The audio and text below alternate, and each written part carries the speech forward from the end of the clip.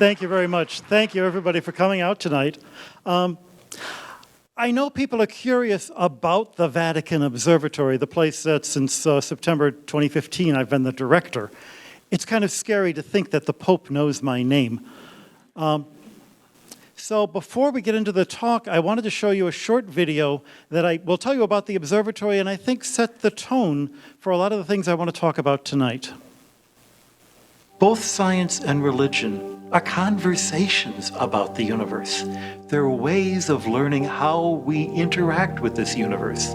It's not simply a question of, is there a God, but there is a God, now what do we do? It's not just a question of, there are a bunch of stars, but rather, why are there stars? How do they work? How does that tell us how things work here on Earth?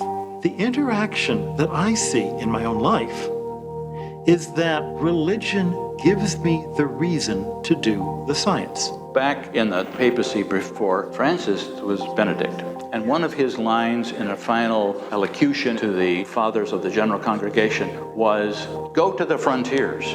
Well, there isn't much more frontier than 3.7 billion years away. The first official interest of the Church for astronomy started in 1582 with the reform of the calendar. Then in 1891, Pope Leo XIII wanted to have an observatory to show that the Church is not against science, but the Church promotes good science. They start out by having telescopes on the Tower of the Winds, and then on the walls surrounding the Vatican, as the city lights grow, and as the Italian government gives them back the territory out in Castel Gandolfo. In the 30s, they build new telescopes on the roof of the Papal Palace in Castel Gandolfo, best telescopes of their era in the 1930s. By the 1980s, light pollution makes those telescopes unusable, so we build a new telescope in the dark skies of Arizona.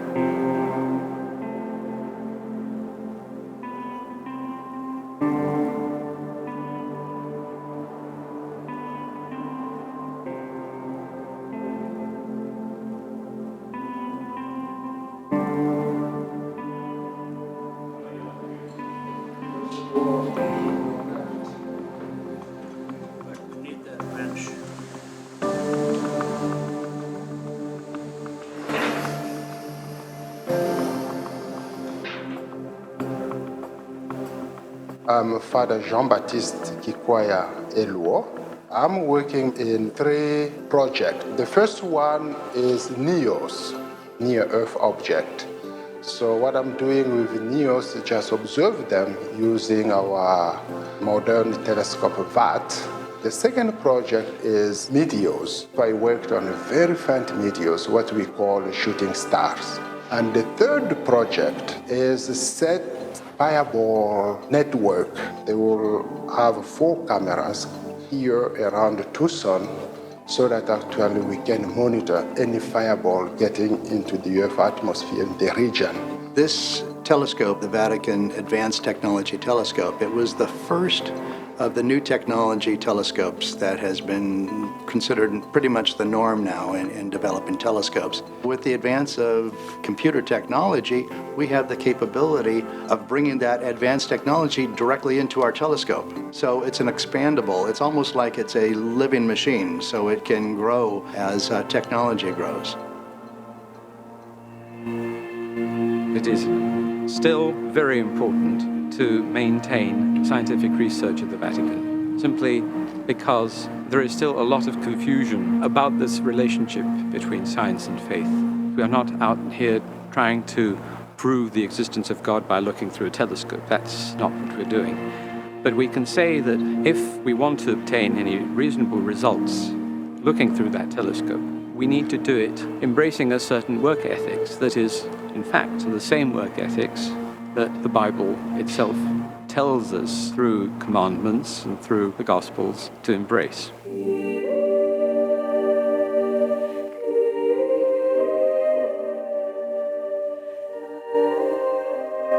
Human beings look at the stars and wonder. They want to know, what is that? What is that about? How do I fit in? They hear about the moon landing and they want to know, what was that like? Very well. If we're part of the human race, we're part of the race that went to the moon. We're part of the species that looked at the stars and wondered, what the heck are those things? Looking at the sky reminds you that there's more to the universe than what's for lunch. What's more, if you believe in a universe that God so loved that he sent his son, then not only are you going to want to study the universe because it's kind of cool, it's an act of worship. It's an act of getting closer to the Creator and getting closer to a universe, as St. Athanasius said 1,500 years ago, was cleansed and quickened by the Incarnation. Then, doing science is an act of worship.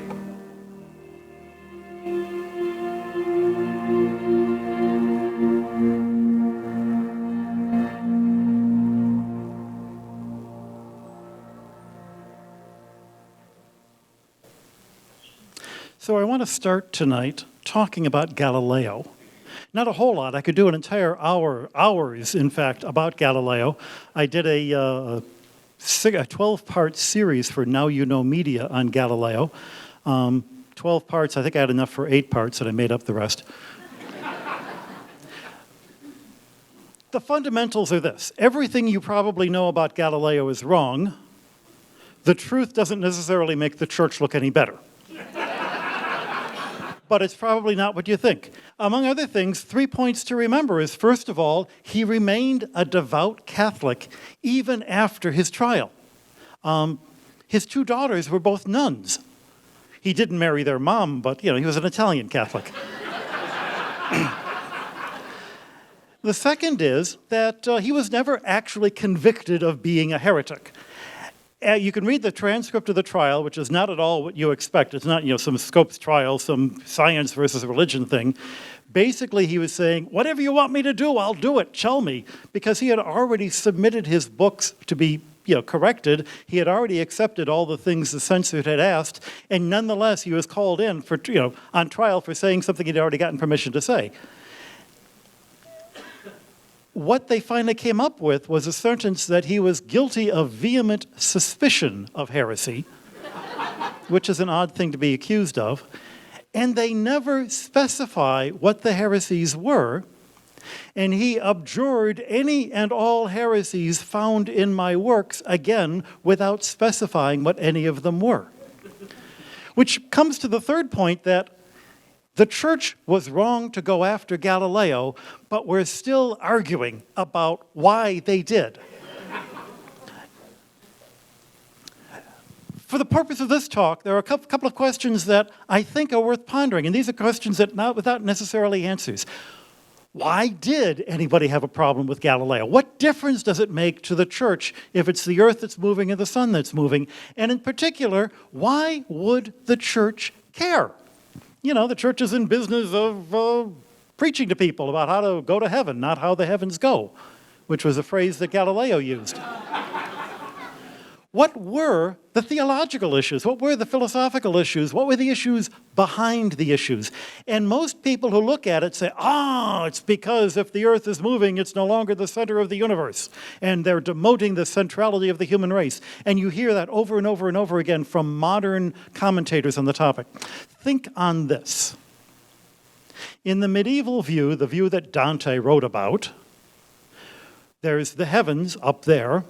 There's the earth. Where's the inferno? Where did the devil live? In the center of the earth. If being at the center was the most honored place, then that would make the devil the most honored even more than human beings. The earth was not the center and honored place of the universe. The earth was the bottom of the universe.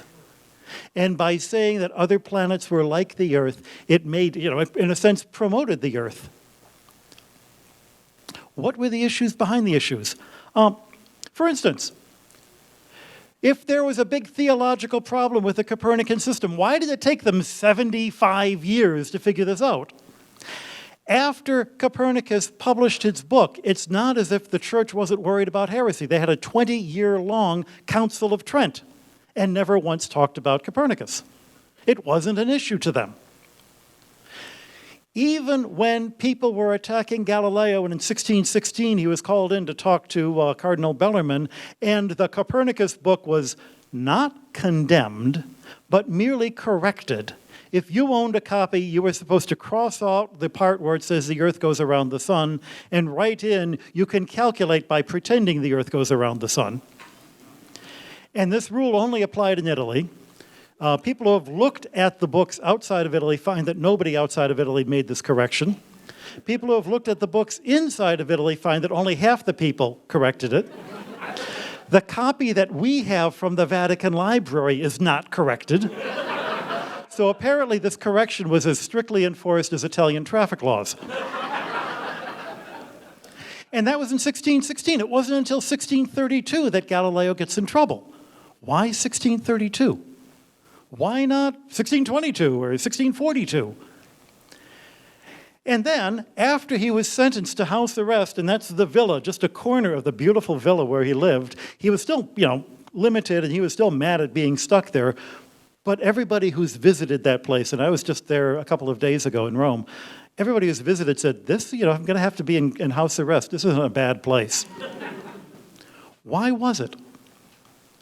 Those are all issues that we could talk about for hours, but I really want to concentrate a little bit on the thought of, what were Galileo's trouble? These are a number of thoughts that people have had as to why Galileo really got into trouble. There was a tragic conflict of worldviews. Well, there's always conflicts of worldviews. Well, how could a conflict be tragic? Everybody knows the church is always afraid of new ideas. Actually, no, it isn't. That's why they have theologians. That's why theologians are doing more than just memorizing Bible verses. We're always coming up with new ideas, and just because it's new doesn't mean it's bad or good. One book out there says, he secretly believed in atoms, and that, of course, doesn't work with the idea of transubstantiation and, well, except that the father of the atomic theory was 100 years later and was a Jesuit priest, but never mind that. He made too many personal enemies. Yeah, he made personal enemies. That was the style of doing science in those days. And frankly, that's the style of doing science in a lot of places even today where science is considered a contact sport. I hate doing science that way, but there are people who do. Jesuits are out to get him. Philosophers are out to get him. There is a famous letter that apparently Galileo saw and was furious at from someone high up in the Jesuit order saying, if Galileo had stayed friends with the Jesuits, he wouldn't have gotten in trouble. And Galileo read that to see, the Jesuits who were the ones who cooked up the trouble, when actually the guy was saying, Galileo, why did you make enemies of us? We would have been your friends. The book personally insulted the Pope? Yeah, it did. But the Pope knew that. The Pope, had his censor approve it. My favorite theory, which not all historians will buy, but I think of it this way. If you were looking at an event in history that occurred in September 2001, you immediately go, it was probably affected by 9/11. If you heard about an event in history that occurred in 1942, you're going to be, that was during World War II, obviously. That's something happening. The 30 Years' War lasted from 1618 to 1648. The height of the war was 1632, when the Swedish king Gustavus Adolphus, supported by French money, was beating the Spanish armies who were trying to control the south of Germany, and beating them rather thoroughly to the point where it looked like he was about to invade northern Italy. Now, Gustavus Adolphus and his armies were considered Protestants, and the Spanish thought they were defending Catholicism, except that the French, the Catholic French, was actually supporting the Protestant side because they really didn't like the Spanish. And it was suspected that Pope Urban VIII was secretly supporting the French, supporting the Protestants, to the point where the Spanish in Rome publicly accused the Pope of being a secret Protestant. I wonder what they thought bears did in the woods. Could it be that he decided, as a way of showing his bona fides, to throw Galileo, his buddy, under the bus? It's a stretch, except that the coincidence of the dates makes you wonder, whatever was going on there must have been tied up somehow in the 30 Years' War. If that's so, if it's either the last two, that it was an insult to the Pope, or that it was the politics of the 30 Years' War, clearly the Church was wrong to use its theological authority for political, or worse yet, personal ends. But we don't know for sure. That's what happened. We weren't there. There are some interesting science and faith issues that come up. We talk about the academy, the institution, the organized institution of higher education, so that if I get a doctorate degree at Rockhurst, I can take that degree to any university in the world, and people recognize what a PhD means. And they know that there are certain standards that go with it. And though different schools may have different ways of giving you the degree, we know what the degree is. If I'm going to write a paper, I will submit it to a scientific journal, and I will expect an editor to read it over and referees to check it out to make sure. And this is the way that science is done. In those days, before science was so organized, it was the church itself who ran the universities. They were the only ones who had the money or the educated people. They were the ones who were interested in philosophy, and science in those days was considered a branch of philosophy, natural philosophy. That's why the church was interested when somebody comes up with a theory that, frankly, sounds cockamamie. There were, in fact, in the 17th century, a number of really good scientific reasons to not accept the Copernican system. And it wasn't only, it was only until people understood optics better and Newton came along with his laws of physics that finally the Copernican system, or really the Kepler system that was based on it, nearly 100 years later, before it was finally accepted. Pope Urban VIII, who's arguing against the system, is a member of the Academy of the Lynxes, just like Galileo. They're both considered natural philosophers. The difference is that Pope Urban VIII actually had a degree, which Galileo didn't. Galileo was a mathematician who left school before getting his degree. So it was completely reasonable for Pope Urban VIII to say, wait a minute, you don't have the goods. And to be perfectly honest, though we know Galileo was right, his proofs weren't sufficient. Some of them were fallacious. Furthermore, science as we understood it was still being invented. Today, we know, at least we scientists know, though sometimes the general public gets this wrong, we scientists know that science is our best human description of what most probably is going on in the physical universe. But it's a human description, it's an approximation, it's always subject to review, revision, and improvement. That's why we can ask for money to do more of it next year. It's never the final answer. Whereas in those days, when they thought of it as a branch of philosophy, they thought that topics in natural philosophy should be subject to the same kinds of proofs that you would have in mathematics.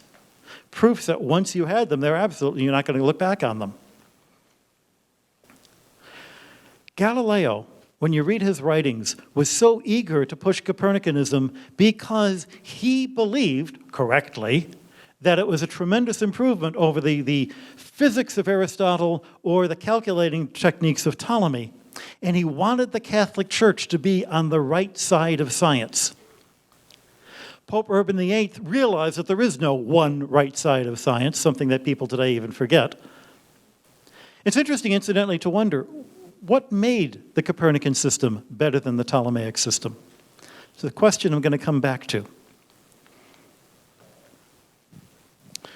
The bigger point, though, is when you see these arguments, when you see the way they're thinking of science, they are seeing science or natural philosophy as a support for theology. Faith and understanding need science. The topic of today's thought turns it around, suggesting that science needs faith, needs philosophy. If all of this is different from the Galileo myth that you've heard, I have to tell you that everybody who talks about Galileo has an agenda, and I'm no different. Why is there a Galileo myth? Why is it that people... Here's a test, all mixed up in the same Galileo myth. How many people were school kids, went to grade school, middle school, in the United States in this room? Most everybody. How many of you remember being taught that Christopher Columbus proved the world was round? How many of you ever wondered, wait a minute, how did he do that? He didn't even make it around the world. What's more, if you read any book of that era, you know that everyone knew that the world was round. The Ptolemaic system assumes a round world. The Aristotle system assumes a round world. The ancient Greeks had measured how big the world was and got it right. Where did we get this idea that they all thought the world was flat and people are going to sail off the edge? It's a bit of 19th century American myth-making. Nathaniel Hawthorne was responsible for part of it. You know, the same guy who said George Washington chopped down the cherry tree. Again, totally made up. It really comes out of the 19th century, and we'll talk a little more as to how it comes out of the 19th century. The idea before the 19th century that there was some past golden age that we've lost. And, you know, things are getting worse and worse and worse. By the 19th century, that had been replaced by, the golden age is in the future. With steam engines and electricity, we will solve all of our problems. We're so much smarter than those stupid people in the past. Yeah, right. Okay, so what are our personal myths? What are the things that we assume are true about science and religion without even thinking about them? What is the source of our mythology? Where are our mythological stories?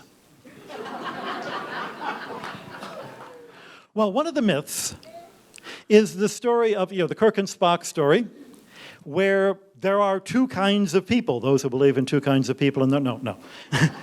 There are two kinds of people. There are the ultra-rationalist Mr. Spock and the touchy-feely Captain Kirk. Now, if you've actually watched Star Trek, you realize that actually Mr. Spock is a mass of emotions that he's suppressing, and Captain Kirk is a very, very clever guy. Nonetheless, there is this idea that you've got the touchy-feely guy and the super smart guy.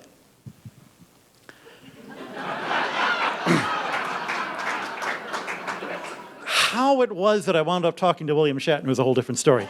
But when I described to him that I was a Jesuit, Roman collar, MIT ring, by the way, this is my MIT class ring, you don't kiss this ring. I've had people try, it's very embarrassing.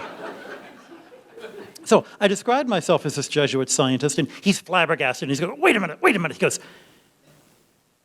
and as he talked, and as he finally explained why he was flabbergasted, I'm thinking, here is the data. Science and religion do work together. If you think they don't, you've got to explain me. That's your job, not mine.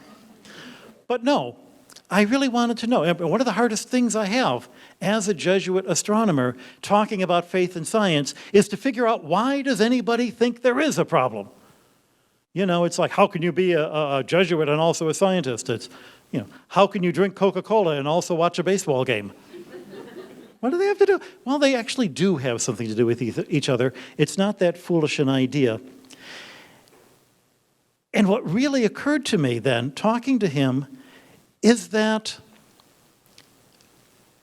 it's a phrase that actually goes back to Galileo, the two books, the book of nature and the book of scripture. Except these people take it literally. There is the book of scripture, and then there is the book of science. If one book is full of facts and the other book is full of different facts, whose facts win?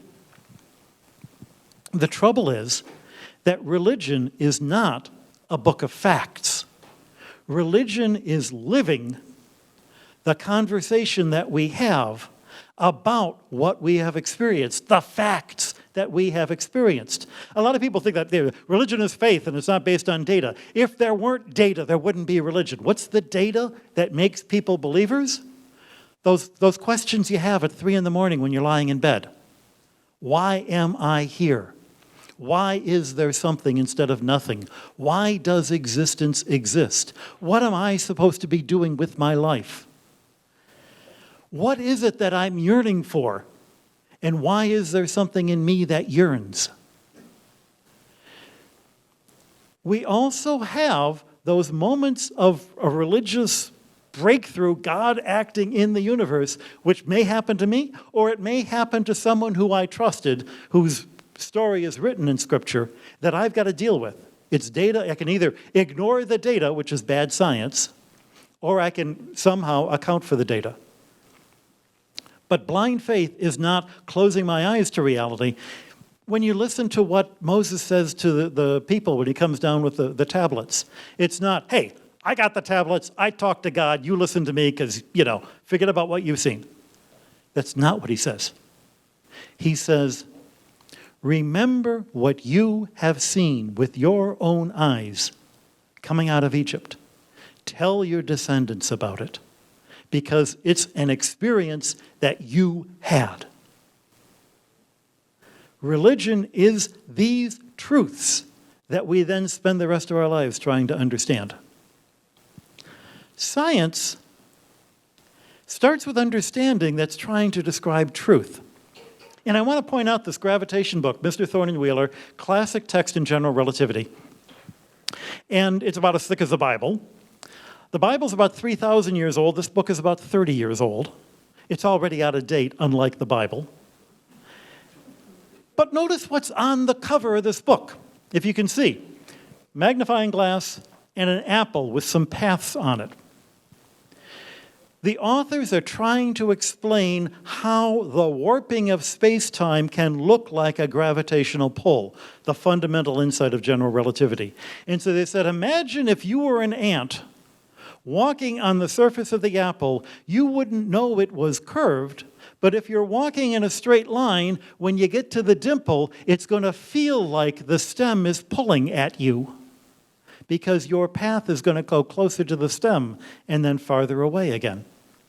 Now, the universe is not an apple. We are not ants. This is a picture, a metaphor, a bit of poetry. All of science is poetry. Newton's law of gravity says the path of a falling object is like the solution to this equation. What does the word like mean? It's a simile. Physics itself is not literally true. Physics itself is a human-invented description that is most probably true, but not perfect, because there are always things we've left out of the equations.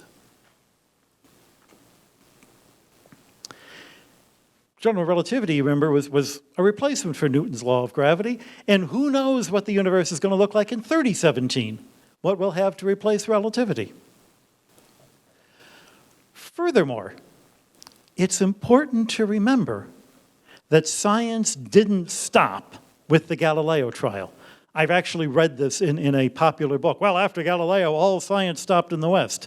Here we are in 1655, because there's a fellow named Cassini. You've heard of Cassini. They named a spacecraft for Cassini.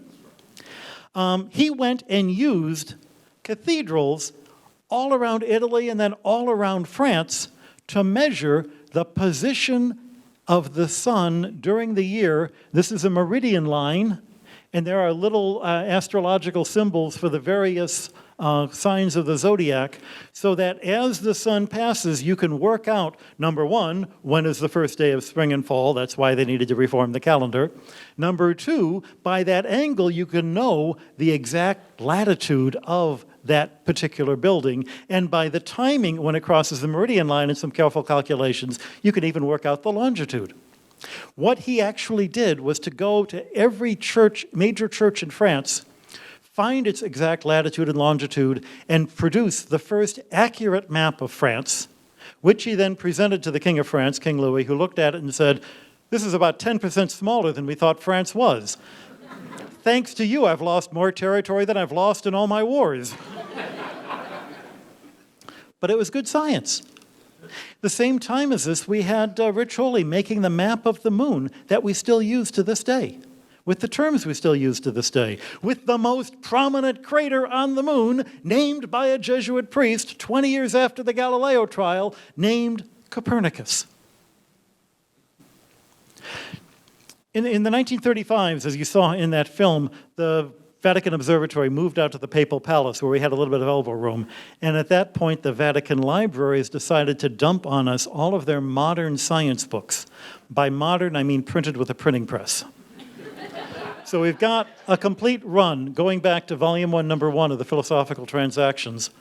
And I just, a few years ago at random, pulled out one copy, this is from 1735, 1736, and looked at the table of contents to see what the topics are that they were writing. You know, a catoptric microscope, an account of the standard measures in Rome, observations of, it's something, something, something in Latin that I'm not going to pretend, latitude variation to the magnetic needle and weather in Hudson's Bay, an experience on damps in mines, a chemical experiment serving to illustrate the phenomenon of inflammable air. Who are these guys? Well, this first guy was a medical doctor. This person one was an esquire, which means in those days that he was a minor nobility. This fellow was a member of the Royal Society, German. A sea captain talking about Hudson's Bay. The Reverend de Salière, who was also a lawyer. And this fellow was also minor nobility. If it's 1735 and you're going to be a scientist, who's paying your bills? Who educated you? When do you have time to do science? You can only do this if you've got an education, which meant you're either a doctor, a nobleman, or a clergyman. And the clergy had the free time during the week to go out and gather leaves and sort them and make experiments on them. What is most of science, after all? It's, nowadays it's entering data into Excel spreadsheets. When I was younger, it was writing data on 3x5 cards and sorting and filing them and put common cards with common traits in common piles. What do you call the activity of sorting and filing pieces of paper? It's clerical work. Why is it called clerical? Because it was done by clerics. It's where the word clerk comes from. Who were the people who were record keepers? The local parish priest who would keep track of births and baptisms and marriages and deaths. This was the natural training they had. A huge chunk of the science, well into the middle of the 19th century, was done by priests and other clergymen. The first double stars were discovered by missionaries in the southern hemisphere who brought telescopes with them. So where did we get the idea that there was a war of science with religion? Probably the biggest impetus in America was a book by Andrew Dixon White, who was a nefarious, notorious, nasty, horrible, he founded Cornell University, where Carl Sagan was. It was wrapped up in a number of things going on in the 19th century. There was the Enlightenment, anti-clericalism. The Enlightenment seemed to be sort of the adolescence of human thought, where people had every stupid idea that could come along that seemed cool at the time and generally doesn't work. The French Revolution, of course, trying to consolidate power, saw the church as a rival, so they suppressed the church and would invent reasons why the church was stupid. That Whig myth of progress I talked about, the idea that we don't need the foolishness of the past because, we've got electricity, we've got steam engines, and the fallacy that improving your technology will also come with it an improvement of your morals. Ask the people who fought World War I about that one. It wasn't only them. The church in response had Vatican I, which was a very triumphalistic church. That said, we've got all the answers, we don't need you guys. And there are historical reasons and political reasons for that. But it was certainly part of the same tension. In Germany, the German university system was growing up where instead of getting a free college education from the church, you would come up and imagine if you're at Brockhurst and every time you attended a class you had to pay money. You would make sure that you attended the class if you had paid for it every day and you wanted to get your money's worth. Nowadays, your parents pay for it, and education is one of those things where the customers demand less and less for their money, but that's a different issue. But they wanted to downgrade why the church universities were okay so that they could sell their universities. Darwinism came along, and Darwinism as a description of how the universe works is not all that threatening. It's really not all that much different from what St. Augustine was saying in the year 400. But people took it and said, survival of the fittest. Therefore, the fittest are the ones who survived. What do I mean by fit as a human being? Well, clearly, being rich. And if all the rich people in America happen to look like me, then clearly people who look like me are superior to the rest of you. And therefore, it's useless to try to help out people who are inferior because they are naturally inferior. In fact, we ought to sterilize them and make sure they don't breed. And that led to eugenics. And if you read the popular science of the early 20th century, H.G. Wells, Robert Millikan, this was, everybody knew. What could be more logical? You know why the Irish are so stupid? By the way, my mother was Patricia Clare Duffy. Do you know why the Irish are so stupid? They would say to each other. It's because all the smart Irish men become priests. It's only the stupid Irish men who have babies. That was their logic. And the only people who would argue against that logic were the church. We remember the Scopes trial. Not many people have actually bothered to read the book, the biology textbook that Mr. Scopes was using. But, in fact, that book was a pack of racist, why black people are inferior and shouldn't be allowed to govern themselves, junk. In the name of biology and evolution. At least that's according to Stephen Jay Gould. I actually haven't read the book myself. The point is that this was a moment when finally the church is being attacked. This is a moment where people invent the myth of the flat earth that the church insisted on believing in. The people invented the myth of Galileo, the tortured modern scientist. And that's when Pope Leo XIII decides to found a Vatican Observatory so that everyone can clearly see that the church and her pastors aren't opposed to science, human or divine, but embrace it, encourage it, promote it with the fullest possible devotion. One of the lovely things is that his coat of arms actually has a comet. It's just the family coat of arms. That was why we had a Vatican Observatory in 1891. What about today?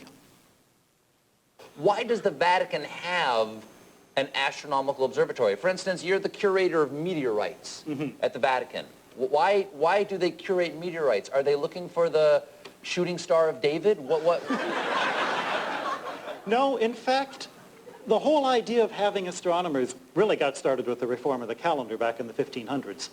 And since then, just studying the universe is a great way to remind yourself that there's more important things in life than what's for lunch.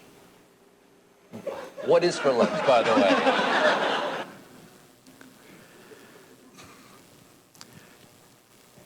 In fact, science is a logical system. And as a logical system, it is based on axioms, things that you must assume are true before you can do the logic. Among those axioms, that there really is a real universe, that the universe follows laws, that it's worth your while to spend your life doing science. And these are, in a sense, religious axioms. If you're a certain kind of Zen Buddhist, you might believe that I'm just a butterfly dreaming that I'm a Zen Buddhist, not the other way around. It's a problem with you don't understand how your brain works, but you need your brain to figure out how your brain works. Is that a problem? Hard to tell. I cannot prove that all of you aren't just figments of my terrible imagination. I have to assume that. I have to accept a religion that says there is a reality, because not all religions say that. I have to believe that the universe works by laws. Now, the ancient Greeks had a completely different universe, a universe where there could be a fight between Typhon, the monster who withstood the gods, hissing with terror, with horrid jaws, his eyes lightning in a hideous glare, storming by force the skies, the sovereignty of Zeus, but Zeus, in the bolt of Zeus, came upon him. Well, this is in Cilicia. Where's Cilicia? Cilicia is this part of what's now modern Turkey, and right along the border, you find a string of active volcanoes. So here's the monster under the earth. You can see the monster under the earth with the hissing eyes, attacking the sky, and Zeus throwing lightning bolts. If you believe that the universe is run by pagan nature gods, then you can explain perfectly everything that goes on in the universe. Better than science, because my science still has things I have to work out. But the nature gods explains everything.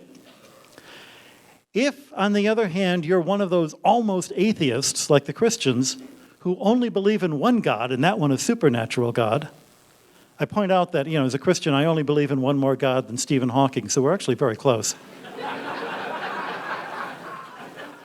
If that's the case, I've got to come up with other explanations for why I have lightning bolts, why I have lava. I have to assume that there are laws. Who's the first person who came up with the idea of laws? You could argue Aristotle, but Aristotle, his ideas were in a sense very sterile. Nobody really developed them for 1,500 years. It was only in the church-run universities where you had people like Albert the Great, like Roger Bacon, who would not only describe nature, but attempt to explain why nature was that way.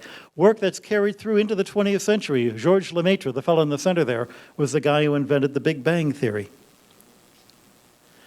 So science continues to be done in the context of a religious belief that says that there are laws, we have to find laws, because we're in a universe that was not made willy-nilly, that was not made out of chaos, but made in an orderly fashion, and not full of nature gods. By the early 20th century, other ideas came along as to why we would do science. Pope Pius XI, dedicating our observatory, wrote, "From no part of creation is there a more eloquent or stronger invitation to prayer than looking at the stars." Pope Pius XII, looking through our Schmidt telescope, "Man ascends to God by climbing the ladder of the universe." John Paul II, "Science can purify religion from error and superstition. Religion can purify science from idolatry and false absolutes. The laws of nature are a great incentive to contemplate the works of the Lord with gratitude." Scientific research can and should be a deep source of joy. Notice the progression. Galileo and Urban, they thought that theology needed science, needed natural philosophy as a basis of its truth. By the time of Leo XIII, science is brought on board mostly as a way of making the church look good to support its credibility. It's only in the 20th century that the popes say that science is worthwhile in and of itself as a source of leading us to God. John Paul II points out that science needs religion to make sure that it's not dealing with false absolutes. Religion needs science to protect it from superstition. Francis talks about it as a source of joy. But then in Laudato Si, he comes up with a new insight. Space shuttle image with the atmosphere of the Earth. You can see what a thin atmosphere that is compared to the size of the Earth. You get an idea of why it can be so delicate. And to give you a few highlights of what it says, chapter 1, what he says he's going to do is to draw on the results of the best scientific research available, give an extensive, stark assessment of the present state of the environment, but the church doesn't presume to settle scientific questions or to replace politics, but rather to encourage an honest and open debate.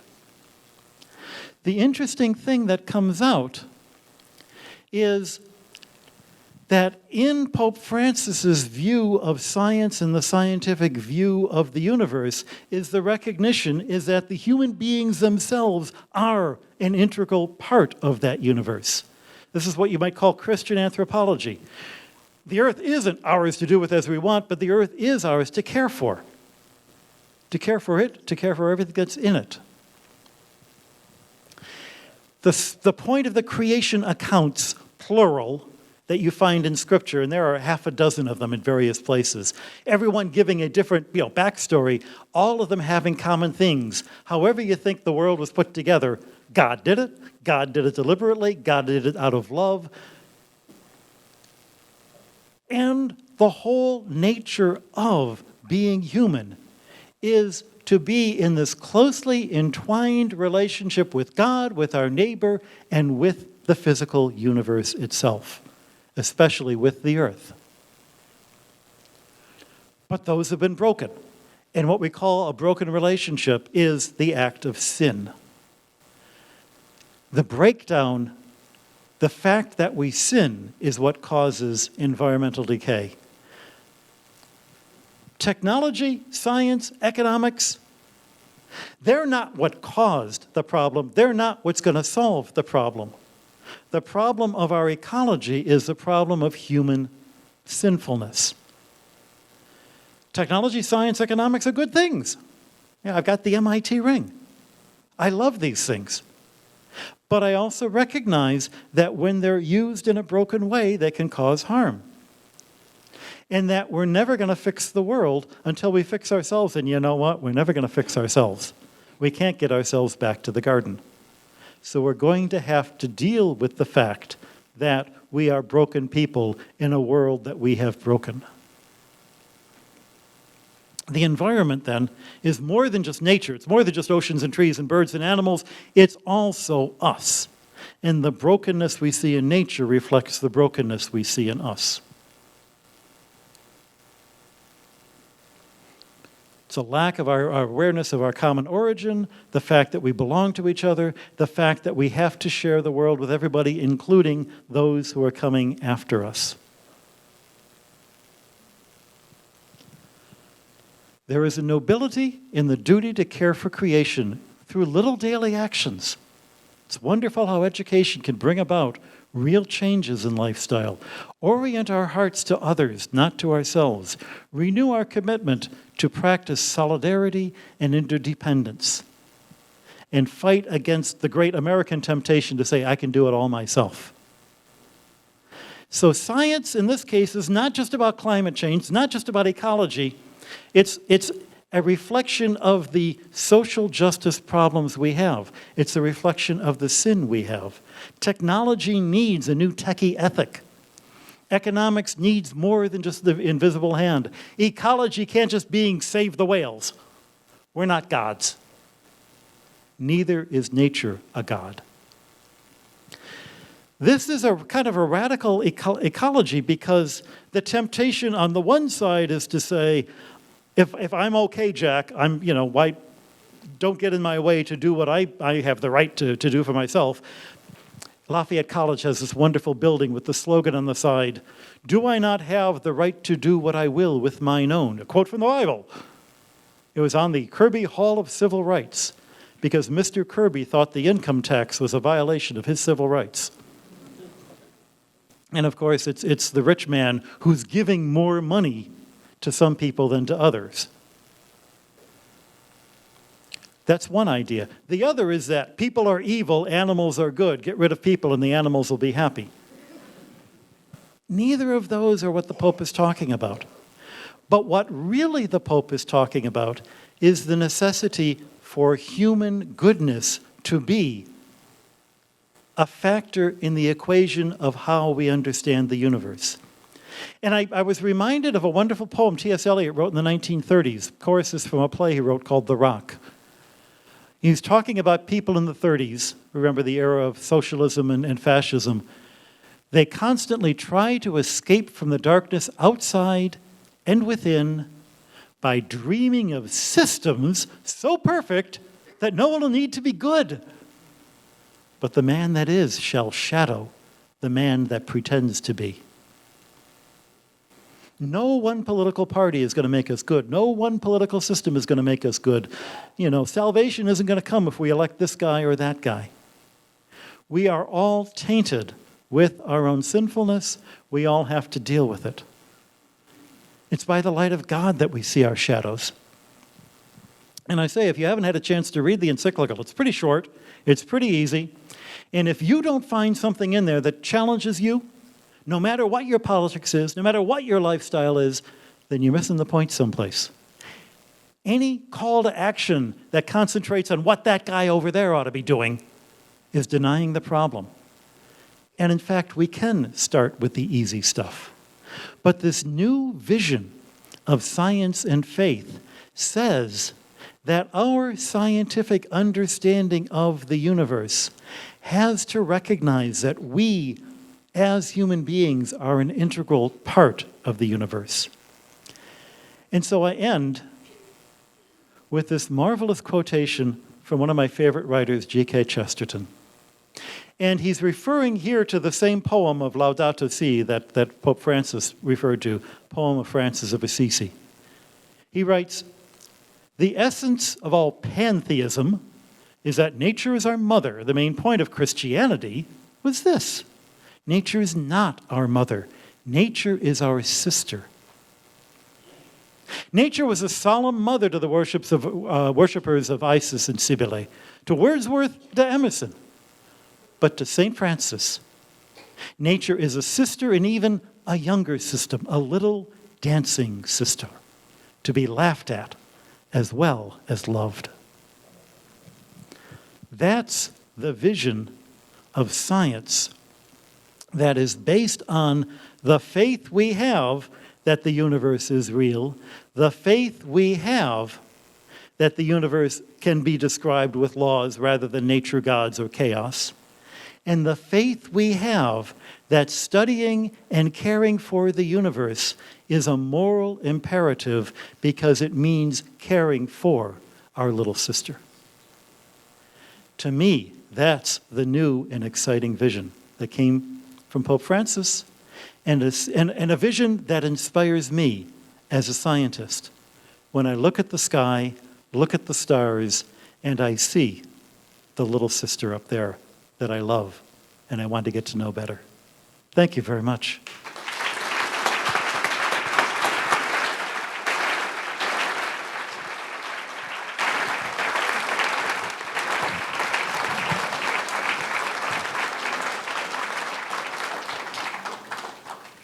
All right, we have...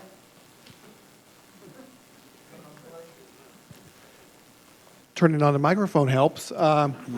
We have time for a few questions, and for our live stream audience, use the on Twitter hashtag LHL Live if you have some questions, or you can type them into livestream.com. If you raise your hand, I'll come by with the microphone because we want to capture the audio for our live stream audience. Yes.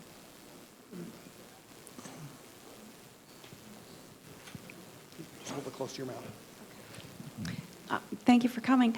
Do you do most of your scientific work in Arizona then, rather than in Rome? Not really. Astronomy is a lot of things. Astronomy is more than just using a telescope. When I was working in the telescopes before they made me the director, I would have 2 5-day runs a year. It's only 10 days a year that you're at the telescope. We've got one telescope, we take turns. And some people's projects need more time than others.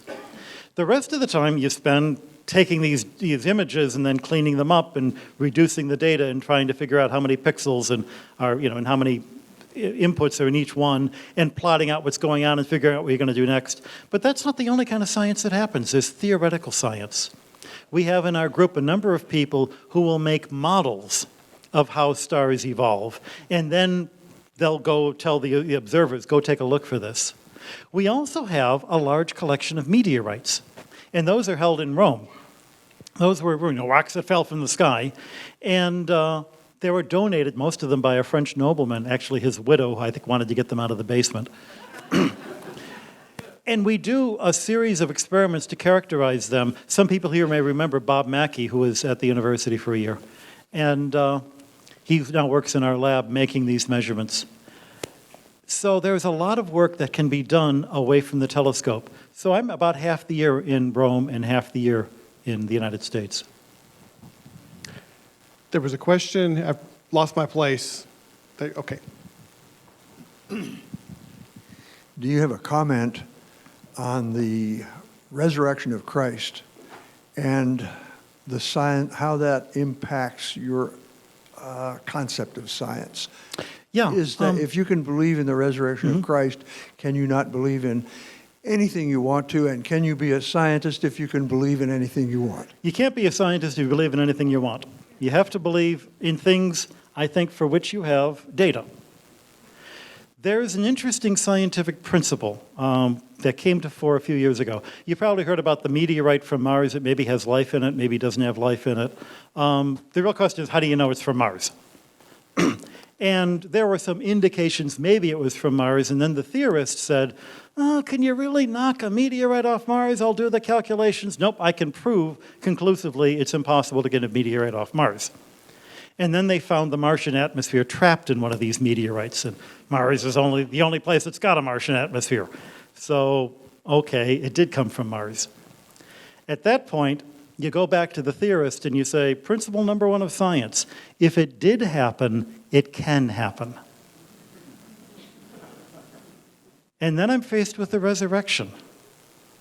The data for the resurrection, actually pretty interesting. The people who believed in it, the people who made the claims, believed in it so much that they were willing to die rather than not believe in it. Which then gives me the rather frightening thought, if it did happen, it can happen. And that's the core of the Christian belief that says that it's not just Christ who will be resurrected. But what do we know from the data, from their descriptions? We know that the resurrection, he was not a zombie walking around with, rags. He was not cast with a friendly ghost. He was something different. He was something that even the people who saw him were having a hard time to describe. And that gives me credence, because if they could describe it in a way I could believe and understand, then probably it was something they invented. I've read enough science fiction stories to know how science fiction stories work. And this doesn't read like a science fiction story. So I'm faced with if it did happen, it can happen, therefore it can happen, or I have to refuse the data. And the reason to refuse to believe in that data is because it doesn't fit my pre-existing theory of the universe. I've got a choice. People make other claims that I don't believe. People who talk about little green men and UFOs, I don't believe that. I haven't seen the data. But this one, I do believe. And I can't argue with you if you make a choice one way or the other. Everyone's got to make their own choice. But by believing in this as the central point of Christian theology, the rest of Christian theology makes sense in a way it wouldn't otherwise. And by assuming Christian theology, I can then view the universe through that lens and see not only the science, but also the beauty that makes me want to do the science. Brother Consolmagno, back here on your right. Okay. Good evening, Father. Thank you very much for your talk this evening. We've reached the capability in our universe today of being able to destroy humankind. Or if we destroy humans today, do we destroy religion? Well, I mean, you could have argued that Cain had the possibility of destroying all of humankind too. It's the symbolic story of Adam and Eve. And because it's symbolic doesn't mean it's not true. Symbols tell you truth. What is religion but a system that allows human beings to deal with the ineffable, to deal with the things that keep you awake at 3 in the morning? It's a system, just like science is a system. If we destroy all human beings, in that sense, we've destroyed science too. There could be other intelligent creatures in the universe, and I don't just mean in another planet someplace that I can't get to now, but maybe a billion years ago, maybe a billion years from now. Maybe if we human beings wipe ourselves off the face of the earth, we'll make room for the cockroaches. I hope not. I'm sure the dinosaurs didn't want those creepy little mammals to be taking over the earth either, but the dinosaurs decided not to invest in a space program. It is important, though, to remember that we worship God. We don't worship our religion. There's a famous Jewish folktale called Loving the Torah More Than God. And it's a temptation that I think every religion faces, including science. You love the scientific method more than you love actually finding out what the truth is. It's why it's such a human activity, because it's a balance and you never know quite how to strike the balance, and you're going to slip and you're going to fall. Other questions? Up here, we have a question from our live stream audience from Philip. And the question is, well, actually two questions. Do you think there may be other intelligent life in the universe, or do you think we're the only intelligent life out there? I'm reminded of the old Pogo cartoon. You remember Pogo? He had this cartoon where Porcupine was saying, you know, some people saying that there's people out there more intelligent than us in the universe.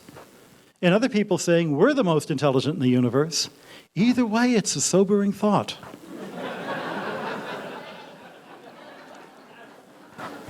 The way I like to have the question phrased is, do you believe in life on other planets? Do you believe in intelligent life on other planets? Because at the moment, it's a matter of belief. I don't have the data. Do I believe in it enough to invest some time to look for it? Really is what the question is. And there are some scientists who say, yes, I believe in it well enough to, or no, I may believe in it, but I don't believe that it's, you know, that the odds of us finding it are so thin that we won't do it. There is an institution called the SETI Institution. SETI stands for Search for Extraterrestrial Intelligence. They have at the moment about 80 scientists employed there.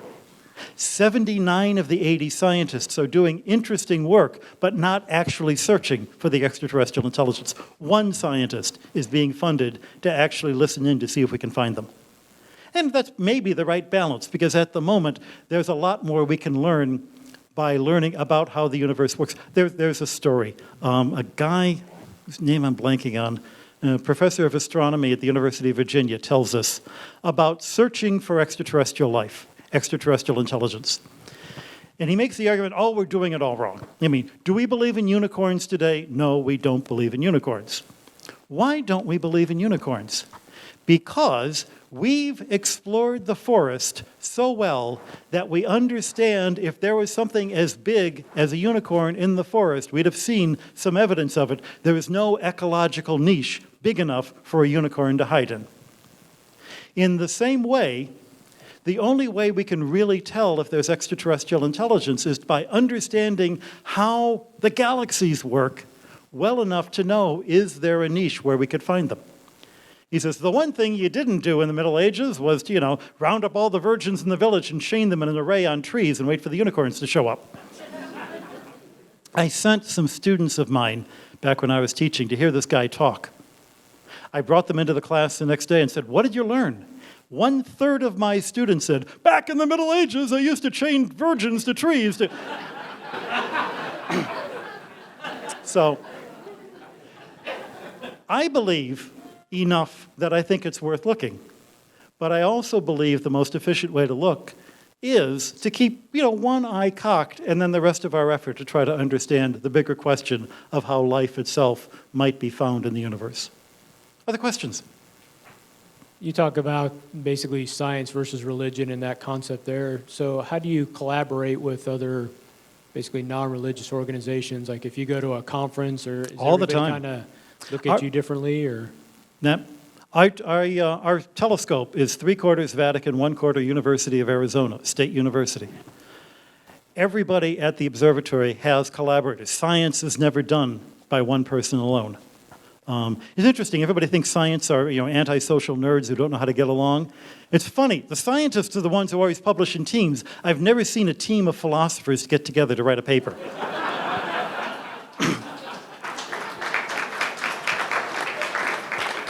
But we all went to the same schools. And the funny thing is, when I became a Jesuit, I'd been a scientist for 20 years. Everybody knew me, I knew everybody. It's a small field. I was, coming out of the closet, as it were, as a religious goer. And the reactions I got floored me.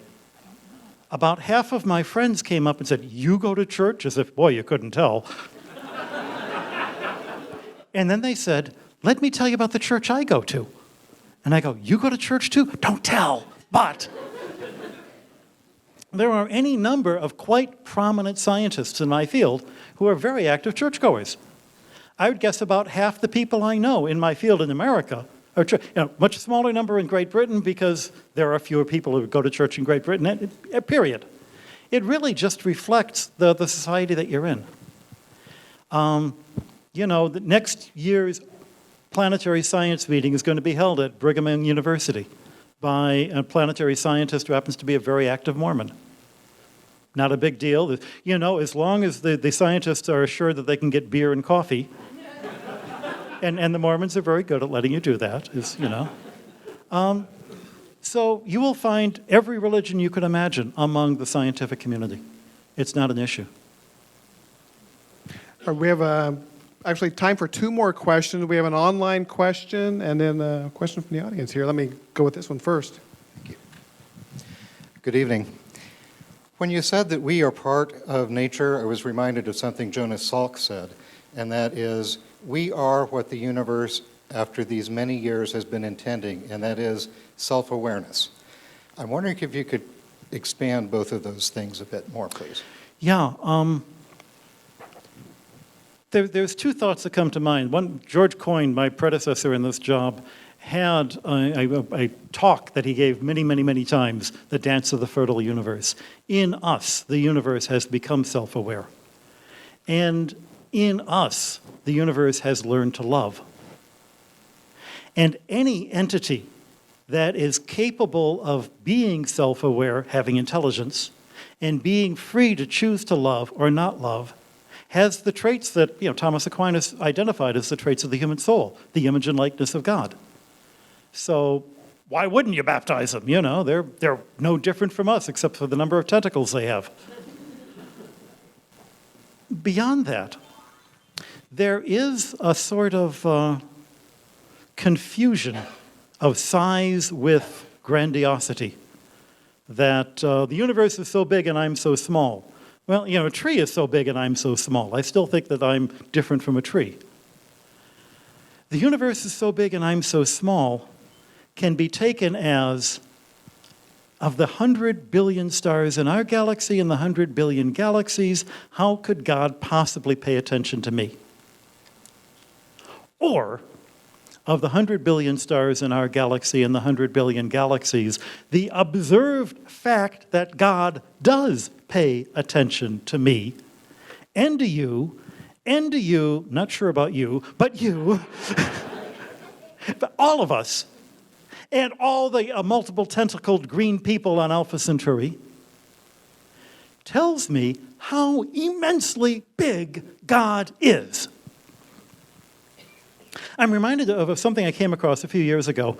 There's a journalist in England, Emma Townsend, who writes the gardening column for The Independent.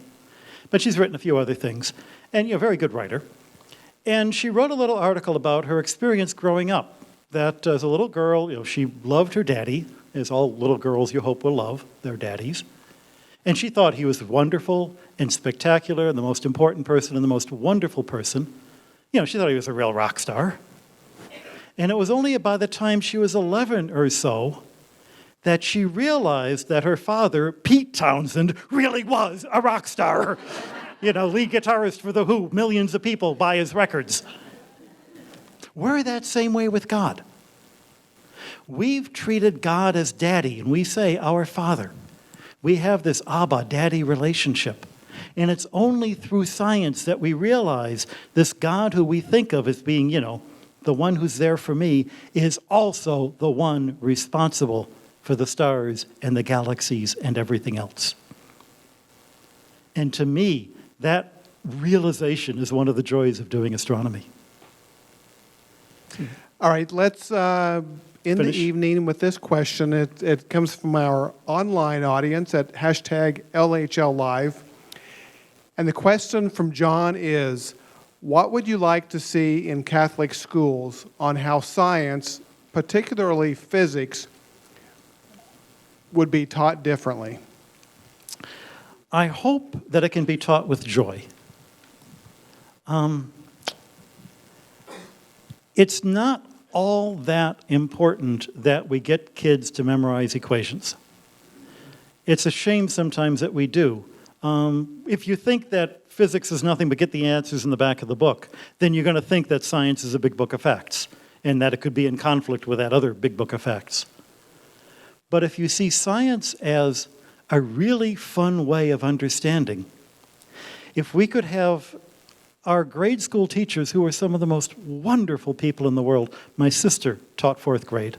I taught general ed classes, people who are going to become teachers when I was at Lafayette, when I was at Loyola.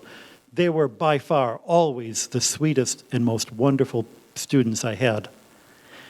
I could only pray that they not be afraid of science. I hate this idea of the priesthood of the scientist. You come up to me and you said, "Oh, your talk was really good, Brother Guy. Of course, I didn't understand a thing." That's not a compliment.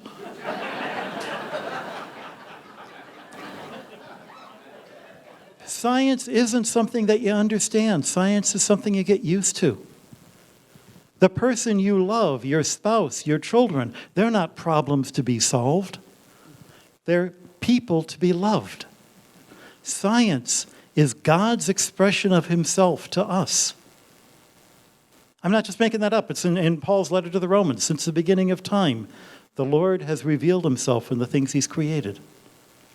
So if a teacher can love the universe enough to want to share that with students and tell them this is what science is, when you get to the university, you'll learn the equations.